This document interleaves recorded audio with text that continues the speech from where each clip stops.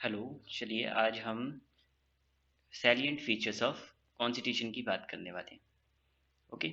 So salient features of constitution पढ़ने से पहले ये समझ लेते हैं कि कॉन्स्टिट्यूशन का मीनिंग क्या होता है।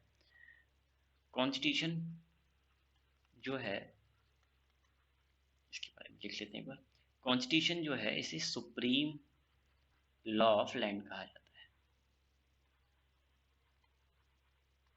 First thing, it is a law. Second thing, it is law of land, यानी कि एक ये कंट्री का लॉ होता है। And third thing is it is supreme. Supreme in what sense? Supreme means there is no law which can violate constitution or provisions of constitutions. So Indian constitution or say any constitution, this is supreme. There is no law which can violate provisions mentioned under constitution. बात clear? तो supreme law of land को constitution कहते हैं। मेरे ख्याल से ये बात क्लियर हो गई होगी आपको। आगे देखते हैं। नेक्स्ट थिंग, कॉन्स्टिट्यूशन जो है अगर इसको और एलाबोरेटली डिफाइन करना है तो इसको कहा जा सकता है group of provisions and loss. ये कुछ प्रोविजंस और लॉस का क्या होता है, ग्रुप होता है। ओके। ये लॉज और प्रोविजंस क्या डिफाइन करते हैं? लॉज और प्रोविजन डिफाइन करते हैं गवर्नमेंट कैसे बनेगी, गवर्नमेंट जो है कैसे फॉर्म होगी, फॉर्मेशन कैसे होगी इसकी, इसकी क्या ऑब्लिगेशंस होंगी, ये किसके लिए रिस्पॉन्सिबल होगी। ओके। तो रिस्पॉन्सिबल किसके लिए होगी, इसके अलावा इसकी क्या अथॉरिटीज़ होंगी अपनी ऑब्लिगेशन को पूरा करने के लिए। ओके। ओके, इसके साथ ही प्रोविजंस एंड लॉज जो है ये कॉन्स्टिट्यूशन की, ये भी डिफाइन करते हैं कि सिटीजन्स की क्या ड्यूटीज़ होंगी, उनके क्या राइट होंगे। सिटीजन्स के क्या ड्यूटीज़ होंगी और क्या इनके राइट्स होंगे, ये भी हमारा जो है कॉन्स्टिट्यूशन डिफाइन करता है। I think this is clear. आगे चलिए आगे देखते हैं। अगर मैं देखूं यहाँ पर, कॉन्स्टिट्यूशन समझ लिया हमने। सैलिएंट फीचर्स की बात करने वाले हैं हम। किसकी? Salient features of constitution. Salients का मीनिंग होता है, सैलिएंट मीन्स एसेंशियल। तो हम एसेंशियल फीचर्स देखने वाले हैं। एसेंशियल का मीनिंग अगर नहीं पता हो तो इसका मीनिंग होता है इंपॉर्टेंट। और मेन इवन से एसेंशियल क्या देखने वाले हैं, फीचर्स देखने वाले हैं। हर कॉन्स्टिट्यूशन का अपना एक फीचर होता है। ओके। कॉन्स्टिट्यूशन में हर कॉन्स्टिट्यूशन की यहाँ बात करूँ तो यहाँ पर मीनिंग है हर कंट्री के कॉन्स्टिट्यूशन के अपने कुछ यूनिक फीचर्स होते हैं। ओके। आप जानते हैं इंडिया का कॉन्स्टिट्यूशन एक बोरोड कॉन्स्टिट्यूशन है। It is borrowed from many many countries. ठीक है, बहुत सारे नेशंस हैं, कंट्रीज है जहाँ से बोरोड करा गया है। लेकिन बोरोड करने के बाद हम ये नहीं कहेंगे कि इसकी जितने भी फीचर्स हैं, कैरेक्टरिस्टिक्स हैं, वो उन्हीं कंट्रीज के कॉन्स्टिट्यूशन से या फिर उनके जो रूल्स हैं उनसे मैच करती है। Okay. There are some characteristics which are unique in itself. Okay. यानी कि ये और किसी कॉन्स्टिट्यूशन में नहीं है, इंडिया के कॉन्स्टिट्यूशन में ही है। तो देखते हैं ज़रा क्या क्या है इसमें। जैसे एक है lengthiest written constitution. This is one of the main salient features of the Indian Constitution. तो it is what, let's see. So जब कॉन्स्टिट्यूशन हमारा फॉर्म हुआ तो उस समय पर इंडियन कॉन्स्टिट्यूशन के अंदर 22 पार्ट्स थे, 395 आर्टिकल्स थे एंड 8 स्केड्यूल्स थे। तो ये डिवीज़न हमारे कॉन्स्टिट्यूशन का था उस टाइम पर। 22 पार्ट्स जिनके अंदर कुछ आर्टिकल्स थे। ओके। 395 आर्टिकल्स थे और उन आर्टिकल्स की एक्सप्लेनेशन स्केड्यूल्स में दे रखी थी। यानी कि कुछ आर्टिकल्स हैं जिनकी एक्सप्लेनेशन देनी पड़ती है, उनकी एक्सप्लेनेशन किस में दी गई थी, स्केड्यूल्स में दी गई थी। तो स्केड्यूल आपको समझ आ रहा होगा यहाँ पर। Schedules means an explanatory document. एक एक्सप्लेनेटरी डॉक्यूमेंट होता है या फिर कह सकते हैं इसे मेमोरेंडम। मेमोरेंडम डॉक्यूमेंट को ही कहते हैं। ओके। अब जब अगर मैं 2019 की बात करूं, ये तो आपको समझ आ रहा होगा, ये 26 नवंबर 1950 की बात है, 1949 की सॉरी। जब हमारा कॉन्स्टिट्यूशन फॉर्म हुआ तो उसके अंदर इतने पार्ट्स, इतने आर्टिकल्स और 8 स्केड्यूल्स थे। 2019 की अगर मैं बात करूं तो 2019 में इंडियन कॉन्स्टिट्यूशन के अंदर 25 पार्ट्स हो चुके हैं। आर्टिकल्स कुछ डिलीट हुए तो बहुत सारे ऐड भी करे गए, जिसकी वजह से आर्टिकल्स 470 हो चुके हैं। और स्केड्यूल्स और ज़्यादा आर्टिकल्स को डिफाइन करने की ज़रूरत पड़ी तो स्केड्यूल्स अब 12 हो चुके हैं। बात क्लियर? अब आपके दिमाग में क्वेश्चन स्ट्राइक करता होगा, क्या ये इसी वजह से लेंथीएस्ट है क्योंकि इसमें इतने सारे आर्टिकल्स हैं? ये बात तो बिल्कुल श्योर है, इसी वजह से ये लेंथीएस्ट है क्योंकि इसमें इतने सारे आर्टिकल्स हैं। बट ये इतने सारे आर्टिकल्स ऐड करने की ज़रूरत क्या पड़ गई? तो इतने सारे आर्टिकल्स क्यों ऐड करे गए, इसका रीज़न था। इसकी रीज़न एक नहीं, इसके रीज़न काफ़ी सारे थे। जैसे देखिए, कुछ जियोग्राफिकल फैक्टर थे। जियोग्राफिकल फैक्टर यानी कि इंडियन जियोग्राफी जो है, अगर हम एथेनिसिटी की बात करें तो डाइवर्स थी काफ़ी। लैंग्वेज, डिफरेंट लैंग्वेज बोलने वाले, डिफरेंट प्लेसेस पे रहने वाले पीपल इंडिया में प्रेजेंट थे। उन सबके लॉज बनाने थे। तो फिर हुआ क्या, उन सबके लिए लॉज बनाने थे तो बहुत सारे प्रोविजंस, बहुत सारे रूल्स रेगुलेशंस, ऑब्लिगेशंस को कॉन्स्टिट्यूशन के अंदर ऐड करना पड़ा, जिसकी वजह से हमारा कॉन्स्टिट्यूशन लेंथी कॉन्स्टिट्यूशन बना। ओके, वर्ल्ड का लेंथीएस्ट कॉन्स्टिट्यूशन बना, ये भी कह सकते हैं। कुछ हिस्टोरिकल फैक्टर्स भी हैं जिनकी वजह से कहा जाएगा कि इंडियन कॉन्स्टिट्यूशन क्या हुआ है, लेंथीएस्ट कॉन्स्टिट्यूशन बना है। ओके, हिस्टोरिकल फैक्टर्स क्या है? एक एक्ट था, आपने इस एक्ट के बारे में सुना होगा, government of India act of 1935। ये जो एक्ट बना था, इस एक्ट के अंदर बहुत सारे प्रोविजंस थे। ये खुद भी लेंथी एक्ट था काफ़ी। इस वजह से, क्योंकि इसी के बेसिस पर हमारा कॉन्स्टिट्यूशन बनाया गया, इस वजह से हमारा कॉन्स्टिट्यूशन भी एक लेंथी कॉन्स्टिट्यूशन है। मेरे ख्याल से आपको ये बात समझ आ रही। ओके, थर्ड फैक्टर देखते हैं। थर्ड फैक्टर क्या आप बोल सकते हैं कि ये जो बनाया कॉन्स्टिट्यूशन, वो बनाया लॉयर्स वगैरह ने, ठीक है, यानी कि एडवोकेट्स जो थे उन्होंने बनाया, लीगल ल्यूमिनरीज ने बनाया। इस वजह से हमारा कॉन्स्टिट्यूशन क्या बना, काफ़ी लेंथी कॉन्स्टिट्यूशन बना। फोर्थ थिंग, हमारा जो कॉन्स्टिट्यूशन है वो एक सिंगल कॉन्स्टिट्यूशन है। आप जानते हैं India, let me change the page. आप जानते हैं जो इंडिया है, इंडिया जो है उसे यूनियन ऑफ स्टेट्स कहा जाता है। यूनियन ऑफ स्टेट्स, यानी कि इंडिया जो है वो काफ़ी सारे स्टेट्स की यूनियन है, स्टेट्स की यूनियन है। ओके, स्टेट्स हैं, उनकी कुछ उनकी कुछ पावर्स भी हैं, उनको पावर डिस्ट्रीब्यूशन करा गया। ओके, उनकी कुछ ड्यूटीज़ भी हैं, रिस्पॉन्सिबिलिटीज़ भी हैं उनकी कुछ, यानी कि इनको रिस्पॉन्सिबिलिटी भी बोल सकते हैं। ओके, अब ये डिफाइन करने के लिए कोई अलग से कोई एक्ट नहीं बनाया गया, या अलग से कोई रूल नहीं बनाया गया, लॉ नहीं बनाया गया। इसके लिए एक ही कॉन्स्टिट्यूशन है, वो है हमारा इंडियन कॉन्स्टिट्यूशन। ये भी एक रीज़न है जिसकी वजह से हमारा कॉन्स्टिट्यूशन लेंथी कॉन्स्टिट्यूशन है। ओके, तो आपके दिमाग में क्वेश्चन आया होगा कि कोई ऐसी कंट्री भी जिसके पास दो कॉन्स्टिट्यूशन है? Yes, USA, it has two constitution. Okay, तो कोई कंफ्यूजन नहीं होगी मेरे ख्याल से आपको। आगे देखते हैं। अब कहा जाता है Indian constitution is the borrowed constitution. Indian constitution जो है वो बोरोड कॉन्स्टिट्यूशन कहा जाता है उसे, बोरोड फ्रॉम वेरियस सोर्स। एक सोर्स से बोरो नहीं करा गया है, मैनी सोर्स से बोरो करा गया है। जैसे अगर मैं कॉन्स्टिट्यूशन को डिवाइड करूं तो मैं इसके तीन हिस्से कर सकता हूं। कौन कौन से तीन हिस्से कर सकता हूं? मैं इसका एक कह सकता हूं, इसका एक स्ट्रक्चरल पार्ट है जिसको बोरो करा गया है, स्ट्रक्चरल पार्ट। दूसरा मैं कह सकता हूं इसका पॉलिटिकल पार्ट है एक, कि पॉलिटिकल स्ट्रक्चर कैसा होगा। ओके, तीसरा मैं कह सकता हूं इसका एक फिलोसफिकल पार्ट है, फिलोसफिकल, स्पेलिंग एरर, एक इसका फिलोसफिकल पार्ट है। जो इसका स्ट्रक्चरल पार्ट है वो हमारे famous act constitution government of India act of 1935 से लिया गया, कि क्या स्ट्रक्चर रहेगा कॉन्स्टिट्यूशन का, वो यहीं से लिया गया है।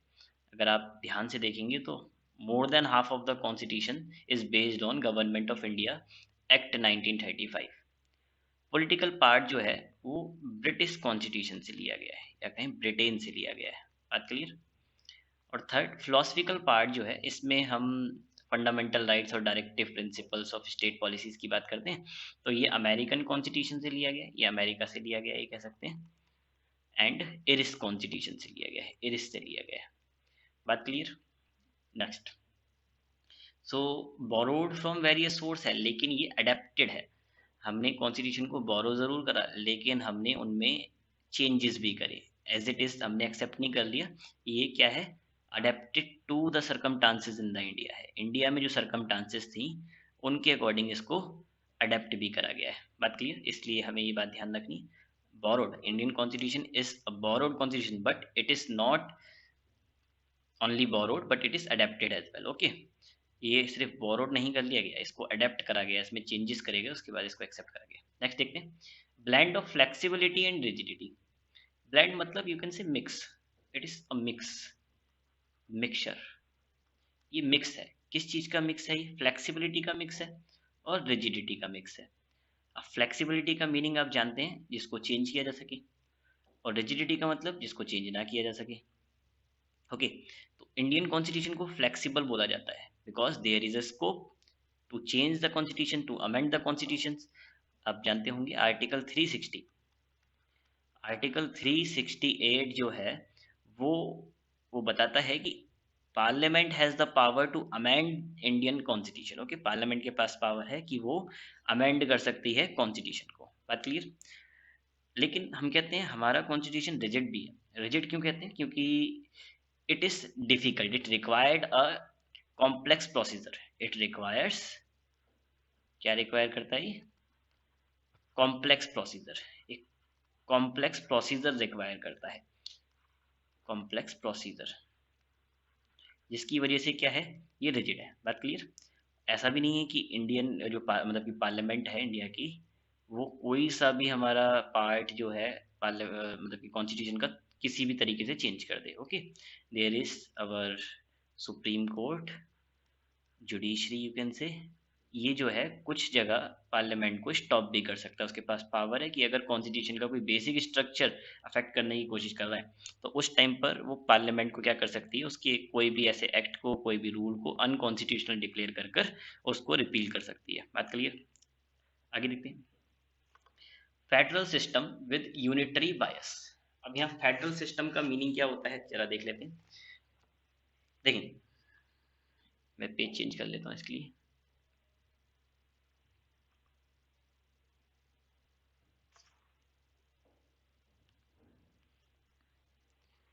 फेडरल, जब भी आप ये वर्ड सुनेंगे फेडरल सिस्टम, तो फेडरल सिस्टम की कुछ कैरेक्टरिस्टिक्स होती है, उन कैरेक्टरिस्टिक्स की वजह से ही एक सिस्टम को फेडरल बोला जा रहा है। जैसे आप याद रखेंगे, फेडरल सिस्टम जब भी होगा गवर्नमेंट का, तो वहां पर जो कॉन्स्टिट्यूशन होगा उस गवर्नमेंट का क्या होगा, रिटन होगा, रिटन कॉन्स्टिट्यूशन। बात क्लियर? दूसरी चीज, वहां पर डिस्ट्रीब्यूशन ऑफ पावर होगा, पावर जो है कॉन्सेंट्रेटेड इन वन हैंड नहीं होगी, डिस्ट्रीब्यूशन ऑफ पावर होगा। ओके, जैसा कि आप जानते हैं इंडिया में सेंट्रल और स्टेट और district government, local government you can say panchayat, they are being distributed power. Okay, they are distributed power. आगे देखते हैं नेक्स्ट, जुडिशरी जो होगी यहाँ पर वो इंडिपेंडेंट होगी, इंडिपेंडेंट, इंडिपेंडेंट जुडिशरी होगी। ओके, जुडिशरी जो है उसको लेजिस्लेचर अफेक्ट नहीं कर सकता। बात क्लियर?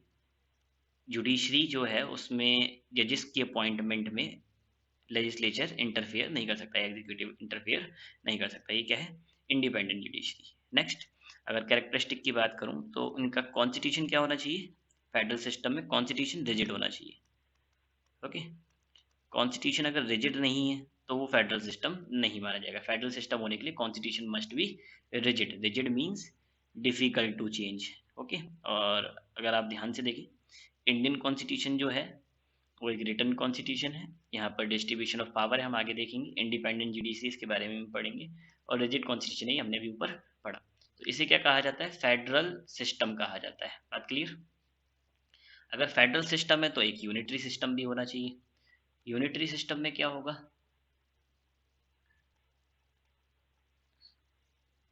यूनिटरी सिस्टम के अंदर पहली बात सिंगल कॉन्स्टिट्यूशन होगा। आपको ये बात अब परेशान कर रही होगी, सिंगल कॉन्स्टिट्यूशन, इंडिया के पास सिंगल कॉन्स्टिट्यूशन है। ठीक है, सेकंड, सिंगल सिटीजनशिप, सिटीजनशिप भी क्या होगी, सिंगल। और मेरे ख्याल से आप जानते होंगे इंडिया जो है उसके सिटीजन्स के पास सिंगल सिटीजनशिप होती है। सिटीजनशिप ऑफ इंडिया ही ले सकते हैं, सिटीजनशिप ऑफ स्टेट नहीं ले सकते। Next, integrated judiciary. Integrated judiciary का मतलब क्या है यहाँ पर?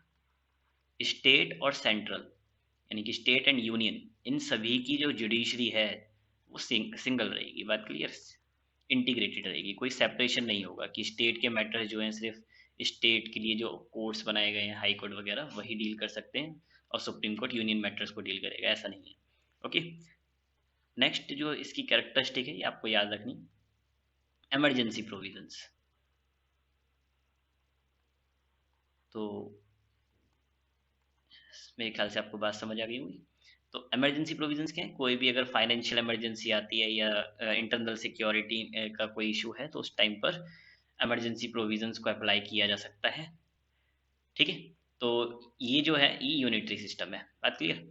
तो अगर आप देखें इंडिया जो है उसके पास फेडरल सिस्टम के भी फीचर्स हैं और यूनिटरी सिस्टम के भी फीचर हैं। ठीक है, फेडरल सिस्टम मतलब system of government, federal system of government के भी फीचर है इंडिया के पास, और यूनिटरी के भी। सिंगल सिटीजनशिप है, सिंगल कॉन्स्टिट्यूशन है, इंटीग्रेटेड जुडिशरी है और इमरजेंसी प्रोविजंस भी हैं। आप इन दोनों के बारे में आगे पढ़ने वाले, इन तीनों के बारे में बल्कि। ओके, तो इस वजह से हम क्या कह सकते हैं, Indian constitution is a federal constitution but unitary in nature. Okay, तो यूनिटरी इन नेचर भी है, यूनिटरी बायस भी हमें इंडियन कॉन्स्टिट्यूशन में देखने के लिए मिल सकता है। नेक्स्ट देखते हैं इंडियन कॉन्स्टिट्यूशन। इंडियन कॉन्स्टिट्यूशन में जो गवर्नमेंट है, फॉर्म ऑफ गवर्नमेंट है, वो पार्लियामेंट्री है। Parliamentary form of government. Parliamentary form of government का मीनिंग क्या होता है? इसका मीनिंग होता है there is separation of power. Separation of power है, पावर्स जो हैं सेपरेटेड है बट नॉट कंप्लीट, कंप्लीट नहीं है। बात समझ आ रही? स्टेट गवर्नमेंट और मतलब कि अगर मैं बात करूं स्टेट गवर्नमेंट और सेंट्रल गवर्नमेंट, इनमें सेपरेशन ऑफ पावर तो है लेकिन कंप्लीट नहीं है।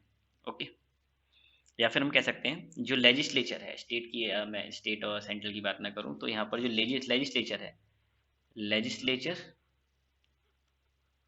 एंड एग्जीक्यूटिव, इनकी जो पावर्स हैं उनकी में सेपरेशन तो है but not complete separation. You know that some मतलब कि सॉरी, एग्जीक्यूटिव्स जो होंगे, मेंबर्स ऑफ एग्जीक्यूटिव जो होंगे, वो पार्ट ऑफ लेजिस्लेचर होते हैं। लेजिस्लेचर का पार्ट कौन है? मतलब जो लेजिस्लेचर के पार्ट्स हैं वो एग्जीक्यूटिव का पार्ट होंगे। यानी कि अगर मेंबर्स जो लेजिस्लेचर में हैं वही मेंबर्स बन रहे हैं एग्जीक्यूटिव में, तो कंप्लीट सेपरेशन ऑफ पावर नहीं है, but they are known as different names, they perform different functions, therefore they are there is a parliamentary form of government. इसके अलावा और क्या देखने के लिए मिलता है हमें पार्लियामेंट्री फॉर्म ऑफ गवर्नमेंट के लिए? इसमें देखने के लिए मिलता है हमें nominal and real head. Nominal and real head, तो आप जानते हैं इंडिया के अंदर भी नॉमिनल एंड रियल हेड या फिर कह सकते हैं इनको एग्जीक्यूटिव्स होते हैं। ठीक है, जैसे आप जानते हैं नॉमिनल हेड हमारे इंडिया में प्रेसिडेंट को कहा जाता है। प्रेसिडेंट क्या है? नॉमिनल हेड है। और प्राइम मिनिस्टर क्या है? रियल हेड है। बात clear? Okay. Leadership, parliamentary form of government में जो लीडरशिप होती है, लीडरशिप किसकी होती है? Leadership of PM and CM. PM and CM की लीडरशिप होती है। Prime minister and chief ministers की लीडरशिप होती है, ना कि प्रेसिडेंट की। बात क्लियर? इसके अलावा जो मेजॉरिटी पार्टी होती है, यानी कि जिसने सबसे ज़्यादा वोट ऑब्टेन करे, मेजॉरिटी पार्टी क्या करती है? रूल करती है, अपनी गवर्नमेंट बनाती है। ये भी एक पार्लियामेंट्री फॉर्म ऑफ गवर्नमेंट का एक मेन फीचर है। और क्या होता है, हर एक सर्टेन पीरियड बाद डिसोल्यूशन ऑफ हाउसेज होता है। आप जानते हैं लोकसभा जो है इंडिया में वो डिसॉल्व होती है हर 5 साल में, डिसोल्यूशन ऑफ हाउस होता है। बात क्लियर? तो ये कुछ मेन कैरेक्टरिस्टिक्स हैं पार्लियामेंट्री फॉर्म ऑफ गवर्नमेंट की। इंडियन कॉन्स्टिट्यूशन जो है parliamentary form of government provide करता है। आगे देखते हैं synthesis of both parliamentary sovereignty and judiciary supremacy.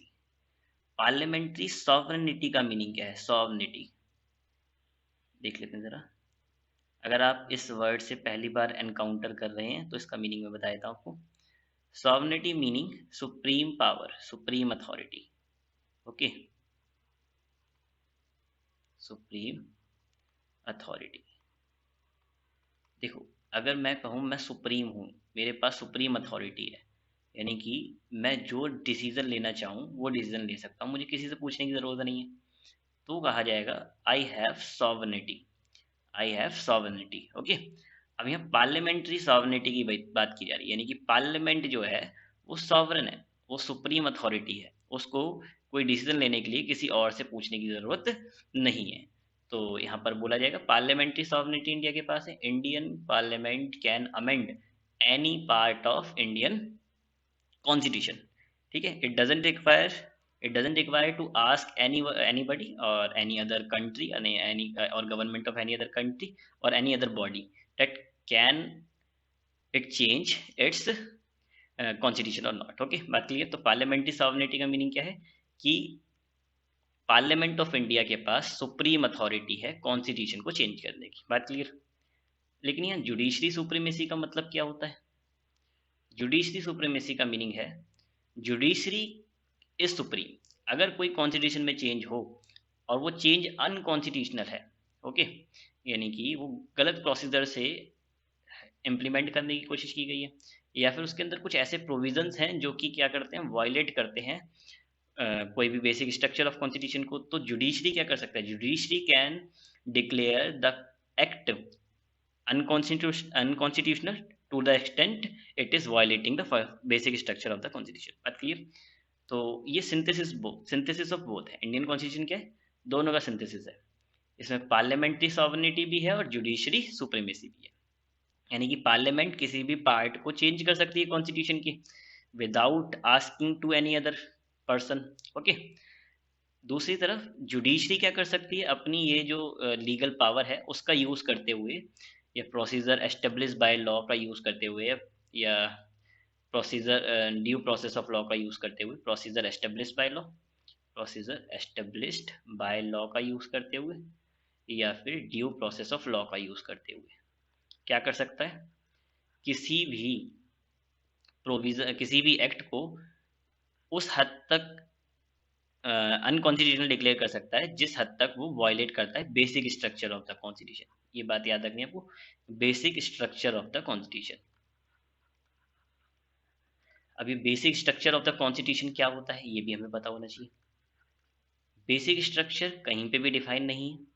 एक जजमेंट आई थी केशवानंदन भारती केस में 1973 में, तो 1973 में ही जो है ये डिक्लेयर कर दिया था सुप्रीम कोर्ट ने कि कोई भी ऐसा एक्ट पास नहीं हो सकता जो कि basic structure of the constitution को अफेक्ट करता हो, और बेसिक स्ट्रक्चर जो होगा वो सुप्रीम कोर्ट जो है खुद डिसाइड करेगा। बात क्लियर। अपनी मतलब कि फंडामेंटल राइट्स के बेसिस पर डिसाइड करेगा, या फिर प्रियम्बल के बेसिस पर, या डीपीएसपीस के बेसिस पर ये डिटरमाइन करेगा कि basic structure of the constitution क्या है। ठीक है। और इसकी अगर ऑर्डिनरी दिमाग में आइडिया रखना है बेसिक स्ट्रक्चर क्या है, तो बेसिक स्ट्रक्चर वो है जब इंडियन कॉन्स्टिट्यूशन बन रहा था तो framers of the Indian constitution थे, या फादर ऑफ इंडियन कॉन्स्टिट्यूशन जो थे, उनके जो ऑब्जेक्टिव्स थे, उनके जो एम्बिशंस थी, वो कॉन्स्टिट्यूशन के अंदर शामिल थी। तो वो एम्बिशंस या फिर वो जो ऑब्जेक्टिव्स थे, अगर उनको वायलेट करने वाला कोई भी एक्ट बनता है तो उसे क्या कहा जाएगा? उसे कहा जाएगा कि वो बेसिक स्ट्रक्चर ऑफ कॉन्स्टिट्यूशन को वायलेट कर रहा है। बात क्लियर? ओके। आपको इतना ही समझने की जरूरत है इसमें। आगे integrated and independent judiciary. Integrated का मीनिंग यहाँ पर है सिंगल, जुड़ी हुई बोल सकते हैं हिंदी में। तो इंडिया के अंदर सिंगल सिस्टम है जो कि, यानी कि जुडिशरी जो है वो सिंगल है जो कि क्या करेगी, जो इम्प्लीमेंट मतलब कि लॉस को इम्प्लीमेंट कराने में हेल्प करेगी, एनफोर्स कराने का काम करेगी। बात क्लियर। इंडिपेंडेंट जुडिशरी बोला गया है यहाँ पे, इसका मीनिंग है जुडिशरी जो है उसको फ्रीडम है। ओके, यानी कि वो फ्री डिसीजन ले सकती है। फ्री डिसीजन तब ले सकती है जब उसे अपनी जॉब खोने का, यानी कि जजेस को अपनी जॉब खोने का डर ना हो। ठीक है। या फिर उनका जो टेन्योर है उनका फिक्स है, उन्हें पता है कि इससे पहले तो हमें निकाल ही नहीं जाएगा। ओके। या फिर उन्हें पता है कोई भी अगर चार्जेस होंगे, जो भी एक्सपेंसेस करनी पड़ेगी उन्हें, वो एक्सपेंसेस जो है बहुत ज़्यादा उनको बियर नहीं करनी पड़ेगी। बात क्लियर। मतलब कि जो इनकी एक्सपेंसेस हैं, ताकि वो फ्री रहें, कुछ भी डिसीजन ले सकें, कैसा भी डिसीजन ले सकें। इसके लिए क्या होता है, इसके लिए जजेस को पहली बात उनका सिक्योरिटी ऑफ टेन्योर दिया जाता है कि वो कुछ फिक्स्ड पीरियड तक काम करेंगे विदाउट एनी थ्रेट, ओके, कि उनको थ्रेट नहीं होगा उनकी जॉब को, तो फिक्स सिक्योरिटी टेन्योर दिया जाता है उनको, और उनके जो चार्जेस होते हैं, उनकी एक्सपेंसेस जो होती है, उनको चार्ज करा जाता है कंसोलिडेटेड फंड पर, ओके, जिसकी वजह से क्या होता है, फ्रीडम ऑफ इंडिपेंडेंट जुडिशरी रहती है। इसके अलावा आगे देखते हैं, part third of Indian constitution fundamental rights के बारे में डील करता है, याद रखना है part third, okay. Part third में भी आर्टिकल जो 14 है, इतने ही आर्टिकल दे रखे हैं, आर्टिकल 14 से लेकर 35 तक, ये आर्टिकल्स जो हैं वो फंडामेंटल राइट से डील करते हैं। फंडामेंटल राइट को 6 पार्ट में डिवाइड करा जा सकता है, 6 क्लासेस, मतलब 6 कैटेगरी में। तो ये 6 कैटेगरी कौन कौन सी होंगी मैं एक्सप्लेन तो नहीं कर रहा अभी, इसको सेपरेटली पढ़ेंगे, बस मैं ये बता रहा हूँ कि कौन कौन सी कैटेगरी होती है। एक होता है राइट टू इक्वालिटी, एक होता है राइट टू फ्रीडम, ओके, एक होता है राइट अगेंस्ट एक्सप्लॉइटेशन, एक है राइट फ्रीडम ऑफ रिलीजन, और एक है कल्चरल एंड एजुकेशनल राइट, और एक है right to constitutional remedies, okay. ये फंडामेंटल राइट्स हैं, इनके बारे में डिटेल में पढ़ेंगे, अभी नहीं, बाद में पढ़ेंगे। बस बेसिक आइडिया होना चाहिए, इक्वालिटी यानी कि डिस्क्रिमिनेशन ना हो, इसका राइट है सिटीजन, मतलब इंडिया के पीपल के पास, सिटीजन के पास। सेकंड, उनको राइट है कहीं पे भी मूव करने का, फ्रीडम है, कुछ भी कहने की फ्रीडम है। थर्ड जो है ये है एक्सप्लॉइटेशन, अगर कोई एक्सप्लॉइट करता है उन्हें तो उसके अगेंस्ट उनको राइट है। फोर्थ जो है इसे कहते हैं फ्रीडम ऑफ रिलीजन, कोई भी रिलीजन फॉलो करने की फ्रीडम है। फिफ्थ कह सकते हैं जो माइनॉरिटीज़ हैं उनको अपना एजुकेशनल इंस्टीट्यूशन एस्टेब्लिश करने की, उनको रन करने की, एडमिनिस्टर करने की परमिशन है, बात क्लियर। और सिक्स जो है अगर उनके कोई भी कॉन्स्टिट्यूशनल राइट, फंडामेंटल राइट का वायलेशन होता है तो सुप्रीम कोर्ट के अगेंस्ट, सुप्रीम कोर्ट के बिफोर अपील करने का, सीधे डायरेक्ट अपील करने का क्या उनके पास राइट है, बात क्लियर। आगे देखते हैं, directive principles of state policies जो है, ये पार्ट 4 डील करता है इसके बारे में। पार्ट 4 में भी आर्टिकल 35 से लेकर 51 तक डायरेक्टिव प्रिंसिपल्स में डील करते हैं, ओके। अब डायरेक्टिव प्रिंसिपल्स है क्या, ये कुछ गाइडलाइंस होती हैं, किसको गाइडलाइन होती हैं, गाइडलाइंस टू द स्टेट। अब यहाँ पर स्टेट का मतलब क्या है, आप समझ लें, स्टेट का मतलब है यहाँ पर चाहे वो स्टेट गवर्नमेंट हो, सेंट्रल गवर्नमेंट हो, पार्लियामेंट हो, कोई भी हो, ठीक है। तो directive principles of state and state policies जो हैं ये गाइडलाइंस होती हैं स्टेट को, कि वो लॉज बनाते समय क्या ध्यान रखेगी, लॉज बनाते समय या फिर कोई एक्ट बनाते समय या पॉलिसीज बनाते समय क्या ध्यान रखेगी, ओके। ये जनरली जो है डायरेक्टिव प्रिंसिपल्स, इनकी कोशिश रहती है कि एक वेलफेयर स्टेट तैयार किया जाए। वेलफेयर स्टेट यानी कि एक कल्याण जहाँ पर सभी का हो, ऐसी जगह, ऐसा स्टेट तैयार किया जाए, बात क्लियर। तो ये इनमें कोशिश रहेगी, directive principles of state policies ये बताते हैं, ओके। ये भी एक तरीके से राइट्स होते हैं सिटीजन्स को, लेकिन ये तुरंत नहीं दिए जा सकते थे आज़ादी के बाद, कि आज़ादी के बाद कहा जाए कि सभी के पास इक्वल प्रॉपर्टी होगी, ऐसा नहीं किया जा सकता था, ठीक है। कोई भी गरीब नहीं होगा, ऐसा नहीं किया जा सकता था, ठीक है, या सभी को पावर होगी डिसीजन लेने की। तो इसलिए इनको किस में रखा गया, इनको डीपीएसपीज में रखा गया, लेकिन फंडामेंटल राइट के रूप में इन्हें एक्सेप्ट नहीं करा गया, बात क्लियर। आगे देखते हैं, फंडामेंटल ड्यूटीज। फंडामेंटल ड्यूटीज जो है ये पहले कॉन्स्टिट्यूशन का पार्ट नहीं थे, लेकिन जब 42nd अमेंडमेंट हुई, कॉन्स्टिट्यूशनल अमेंडमेंट कब हुई, 1976 में, ओके।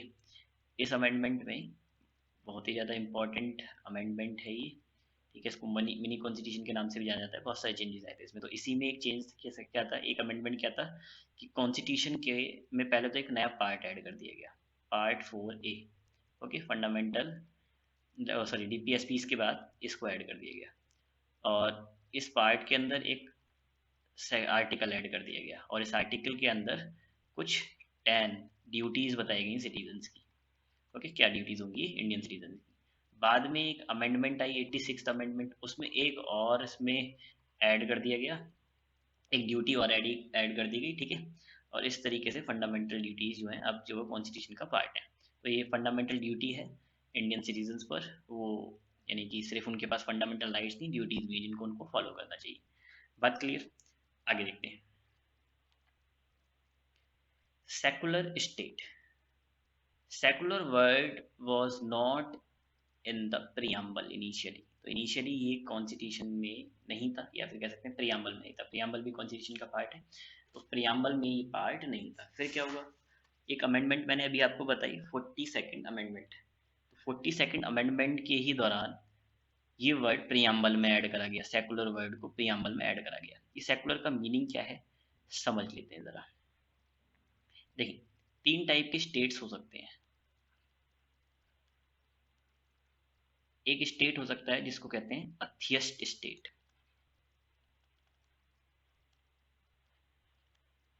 एक स्टेट होता है जिसको कहते हैं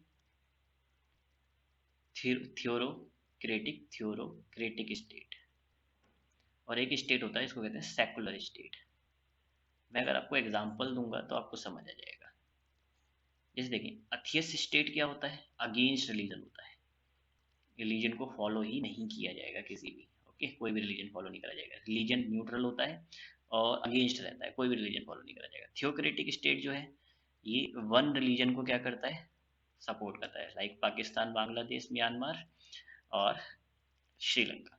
और सेकुलर क्या होता है, ये न्यूट्रल होता है। न्यूट्रल किसकी तरफ, neutral to any religion. Okay, तो इंडिया क्या करता है, इंडिया मतलब इंडियन कॉन्स्टिट्यूशन क्या करता है, सेकुलरिटी प्रोवाइड करता है इंडिया को, इंडियन स्टेट को। बात क्लियर। अब सेकुलरिटी का मीनिंग अभी कौन कौन से आर्टिकल्स हैं जो इससे डील करते हैं, जैसे देखिए आर्टिकल 14 जो है वो कहता है इक्वालिटी होगी, कोई भी मतलब कि सभी को इक्वल प्रोटेक्शन मिलेगी, उसके रिलीजन के बेसिस पर कोई डिस्क्रिमिनेशन नहीं होगा। ऐसी आर्टिकल 15 भी यही कहता है, डिस्क्रिमिनेशन नहीं होगा on the basis of religion. Article 16 भी यही कहता है, उसमें भी रिलीजन के बारे में आता है। ओके, इसके अलावा आर्टिकल 25 से लेकर 30 ये भी डील करते हैं किससे, सेकुलरिटी से रिलेटेड है। ये सब सेकुलरिटी से डील करते हैं कि ये सब आर्टिकल्स बताते हैं कि इंडियन कॉन्स्टिट्यूशन क्या है, एक सेकुलर इंडिया जो है वो क्या है, एक सेकुलर स्टेट है। ये सारे आर्टिकल्स मिलकर हमें बताते हैं। बात क्लियर। तो इनके बारे में हम डिटेल में तब पढ़ लेंगे जब फंडामेंटल राइट्स पढ़ेंगे। आगे देखते हैं, यूनिवर्सल एडल्ट फ्रेंचाइज। ये सिंपल सा कॉन्सेप्ट है कि every citizen who is of the age of 18 और मोर देन 18, ठीक है, has right to vote irrespective of his or her gender, caste, religion, race। Okay, इससे कोई फर्क नहीं पड़ता, उनके पास राइट होगा। तो बस इसमें एक छोटा सा चेंज आया था। पहले मतलब जो था इनिशियली, जो जब इंडिया आज़ाद हुआ था और कॉन्स्टिट्यूशन इम्प्लीमेंट हुआ था, तब सभी सभी जो 21 प्लस ईयर के एज के पीपल थे उनको राइट था कि वो वोट डाल सकते हैं। लेकिन फिर एक अमेंडमेंट हुई, और अमेंडमेंट होने के बाद ये अमेंडमेंट थी 61st अमेंडमेंट। ओके, 1988 में ये अमेंडमेंट आई। इस अमेंडमेंट ने एज जो थी, वोटिंग एज जो थी 21 प्लस थी, उसको 18 प्लस बना दिया गया। बात क्लियर, इसमें ही याद रखने की जरूरत है। आगे देखते हैं, सिंगल सिटीजनशिप। सिंपल सा सिंपल सी कैरेक्टरिस्टिक है ये, कि कोई भी पर्सन जो कि इंडिया का सिटीजन है वो किसी और कंट्री का सिटीजन नहीं हो सकता, ठीक है।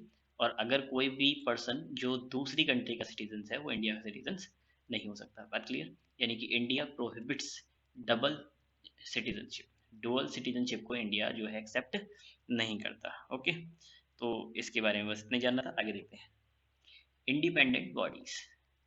इंडिपेंडेंट बॉडीज का मतलब क्या है, जो कि without interference of government function करती हैं। बात क्लियर। जैसे इलेक्शन कमीशन जो है इंडिया में, इसमें गवर्नमेंट का कोई रोल नहीं रहेगा, इंडिपेंडेंट है ये। बात क्लियर। यानी कि इलेक्शंस कंडक्ट कराने के लिए जो इलेक्ट्रल इलेक्शन कमीशन है ये क्या है, इंडिपेंडेंट है। ऐसे ही गवर्नमेंट के अकाउंट चेक करने के लिए कंट्रोलर ऑफ ऑडिटर जनरल, ये भी इंडिपेंडेंट है। यूपीएससी जो है, ये SP, state public service commission, ये सब क्या है, ये सभी इंडिपेंडेंट बॉडीज हैं। इंडिपेंडेंट बॉडीज का डेमोक्रेसी में एक इम्पॉर्टेंट रोल होता है। सोच कर देखें, अगर इंडिपेंडेंट इलेक्शन कमीशन नहीं होता तो फिर अगर एक पार्टी एक बार जीत चुकी होती तो उसके बाद उसको हटाना लगभग नामुमकिन हो जाता। आगे देखते हैं, इमरजेंसी प्रोविजंस। ये इमरजेंसी प्रोविजन जो है, ये यूनिटरी सिस्टम का या यूनिटरी कॉन्स्टिट्यूशन जो होता है उसकी एक कैरेक्टरिस्टिक है, यूनिटरी कॉन्स्टिट्यूशन की कैरेक्टरिस्टिक है। ओके, और हम जानते हैं Indian constitution is a federal in nature, Indian constitution is federal in nature. Federal in nature होने के बाद भी उसके पास कुछ क्या है, उसके पास कुछ यूनिटरी फीचर्स हैं, इसलिए हम क्या कहते हैं, federal in nature with unitary bias. Unitary का उसमें थोड़ा थोड़ा रोल आ जाता है। तो इंडियन कॉन्स्टिट्यूशन जो है उसके अंदर भी इमरजेंसी प्रोविजंस हैं, 3 टाइप की इमरजेंसी की जो बात करते हैं। कौन कौन सी इमरजेंसी की बात करते हैं? National emergency, okay, state emergency और फाइनेंशियल इमरजेंसी। ये 3 टाइप की इमरजेंसी की ये इमरजेंसी प्रोविजंस बात करते हैं। जैसे जो नेशनल इमरजेंसी इसकी बात करता है आर्टिकल 352, स्टेट इमरजेंसी की कौन बात करता है? आर्टिकल 356, और 360 जो है आर्टिकल ये बात करता है फाइनेंशियल इमरजेंसी की। नेशनल इमरजेंसी जब मतलब कि इंटरनल सिक्योरिटी का इशू होगा या फिर कोई वॉर की सिचुएशन है तब अप्लाई होती है, ओके। और स्टेट इमरजेंसी जो है ये तब होगी जब मतलब कि कॉन्स्टिट्यूशनल मशीनरी की ब्रेक डाउन हो जाएगी, यानी कि break down of constitutional machinery हो जाएगी। जैसे किसी कंट्री मतलब किसी स्टेट में गवर्नमेंट फॉल हो जाती है तो उस टाइम पर प्रेसिडेंशियल रूल आ जाता है, फंडामेंटल राइट्स वगैरह रूल आ जाता है, बात क्लियर, प्रेसिडेंशियल रूल आ जाता है। इसको क्या कहते हैं हम? स्टेट इमरजेंसी का कहते हैं। तो ये कौन डील करता है? आर्टिकल 356 से डील करता है। नेशनल इमरजेंसी के केस में फंडामेंटल राइट्स ऑफ सिटीजन को भी क्या करा जा सकता है? उनको भी उनसे छीना जा सकता है, बात क्लियर। तो ये कुछ प्रोविजंस हैं इंडियन कॉन्स्टिट्यूशन के अंदर। आगे देखते हैं। अब 3 टियर गवर्नमेंट। आप जानते हैं हमारी गवर्नमेंट सेंट्रल गवर्नमेंट है, एक स्टेट गवर्नमेंट है, ओके। तो ये हमारे 2 टाइप की गवर्नमेंट हो गई, इसके बारे में आप अच्छे से जानते हैं। एक तीसरी लेवल ऑफ गवर्नमेंट और होती है, इसको लोकल गवर्नमेंट कहते हैं। जब हमारा कॉन्स्टिट्यूशन फ्रेम हुआ तब उस टाइम पर लोकल गवर्नमेंट के बारे में कॉन्स्टिट्यूशन में मेंशन करा गया, लेकिन लोकल गवर्नमेंट को प्रमोट करने के लिए कुछ ऐसे स्टेप्स नहीं लिए गए।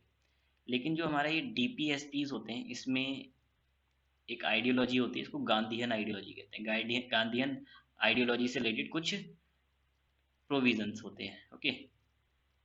कुछ आर्टिकल्स थे किससे रिलेटेड? गांधीयन आइडियोलॉजी से रिलेटेड। उसमें से एक आइडियोलॉजी क्या थी कि जो मतलब कि विलेज पंचायत जो है उसको प्रमोट करने के लिए क्या करेगी? स्टेट उसके लिए एफर्ट्स करेगी। किसको प्रमोट करने के लिए? विलेज पंचायत को प्रमोट करने के लिए, विलेज पंचायत, ओके।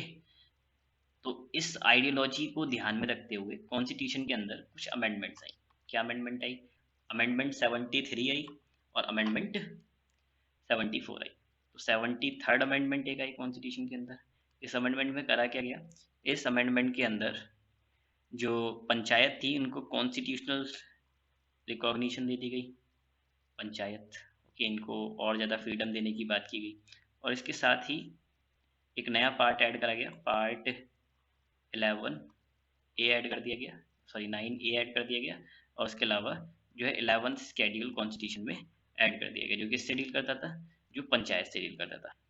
इसके अलावा क्या हुआ? सॉरी पार्ट ए नहीं है, पार्ट 9 ही आएगा, let me the wait.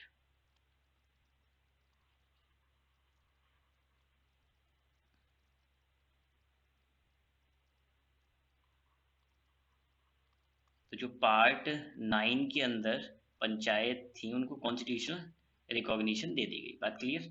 73rd amendment के अंदर हुआ और एक नया शेड्यूल ऐड कर दिया गया, 11th शेड्यूल, बात क्लियर। इसके साथ ही क्या हुआ? एक अमेंडमेंट और आई, एक अमेंडमेंट 74th अमेंडमेंट आई। 74th अमेंडमेंट जो है इसने एक नया पार्ट ऐड करा, इसमें पार्ट ऐड हुआ है, पार्ट 9 ए ऐड करा गया इसमें, ओके। पार्ट 9 ए में ये ऐड करा गया और किससे डील करता था? ये डील करता था म्यूनसिपैलिटी से, ओके। म्यूनसिपैलिटीज अर्बन एरियाज में होती हैं तो उनसे डील करा करता था। और इसके साथ एक आर्टिकल इसमें एक मतलब शेड्यूल और ऐड कर दिया गया, शेड्यूल 12 ऐड कर दिया गया। और इस तरीके से हम कह सकते हैं इंडियन गवर्नमेंट जो है वो 3 लेवल पे वर्क करती है, सेंट्रल, स्टेट और लोकल। और लोकल को कब ऐड करा गया था? 73rd अमेंडमेंट, 73rd और 74th अमेंडमेंट के जरिए ऐड करा गया और ये गांधीयन आइडियोलॉजी का एक पार्ट था, बात क्लियर। आगे देखते हैं। क्लास पर्सन कोऑपरेटिव सोसाइटी, ये भी इंडियन कॉन्स्टिट्यूशन का एक सैलिएंट फीचर है। तो 97th अमेंडमेंट हुई और कोऑपरेटिव सोसाइटी को कब हुई? 2011 में। और कोऑपरेटिव सोसाइटी को एक कॉन्स्टिट्यूशनल मतलब कि कॉन्स्टिट्यूशनल इसको भी रिकॉग्निशन दे दी गई, कॉन्स्टिट्यूशनल रिकॉग्निशन दे दी गई। बात क्लियर? इस आर्टिकल की वजह से अब जो है कोई भी कोऑपरेटिव सोसाइटी बना सकता है, उनको ये लीगल राइट है। लीगल राइट तो है ही, साथ में इसे फंडामेंटल राइट भी कहा जाएगा। ओके, इसको फंडामेंटल राइट बना दिया गया था 97th अमेंडमेंट के जरिए। Thank you.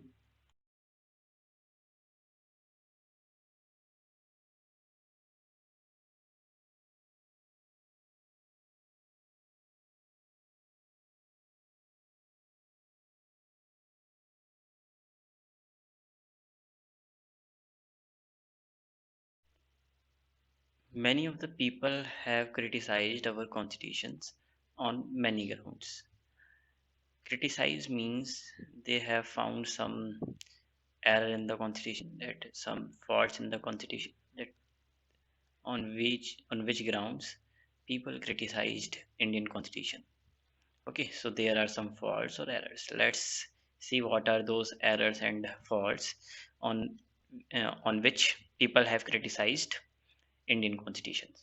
So those grounds are, people say Indian constitution is borrowed constitution. It has nothing of its own. It has been borrowed from the world. दुनिया से इसे बोरो करा गया है। दुनिया में यानी कि in the world whichever the countries there were constitutions. तो व्हाट डिड इंडियन डू?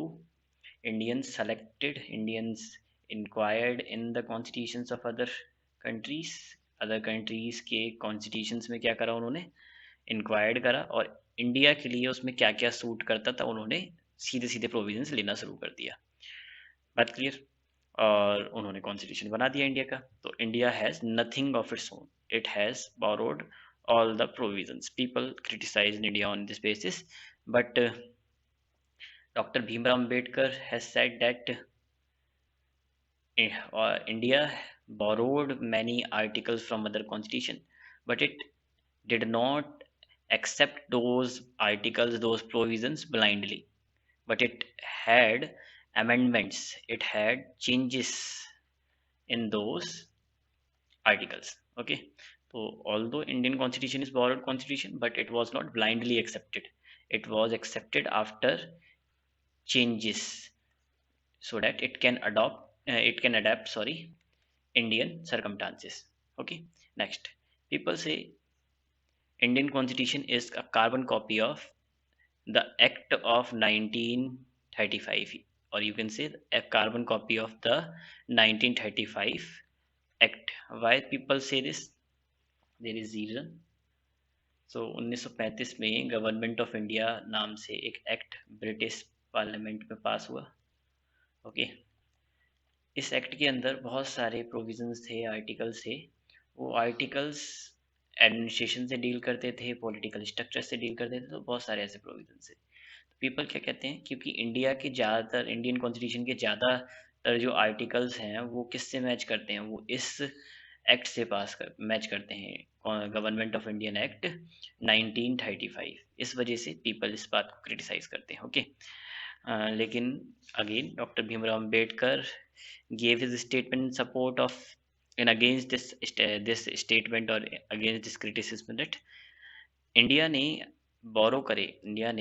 जो है उसने ज़्यादातर प्रोविजंस जो है 1935 एक्ट से लिए, लेकिन इसका मतलब ये तो नहीं है कि इंडिया जो है उसने कुछ गलत करा। There is no shame in borrowing the good articles, good thoughts, good ideas of something और समवेयर। ओके, तो कहीं के या किसी के गुड आइडियाज़ को लेने में कोई भी शेम नहीं है। ओके, और इस बात का मुझे दुख है कि इंडिया ने जो एडमिनिस्ट्रेटिव प्रोविजंस हैं वो कहाँ से लिए? वो लिए हैं ज़्यादातर government of India act of 1935। इस बात का उन्हें दुख हुआ, ऐसा उन्होंने कहा। लेकिन carbon copy more than half of the provisions जो हैं वो कॉन्स्टिट्यूशन के इसी एक्ट से लिए गए हैं, इसलिए ऐसा कहा जाता है। आगे देखते हैं, अन इंडियन और anti Indian. Indian constitution is also criticise on this ground that Indian constitution is un-Indian. It is not